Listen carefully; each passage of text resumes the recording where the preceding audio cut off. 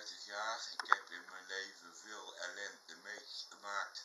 En nu heb ik zoiets van, ik maak het ervan. Ik maak gewoon mijn geld op. Want het heeft geen enkele zin om te sparen en geen geld uit te geven. Dus ik neem het ervan. Ik ga nu ook vaker uit.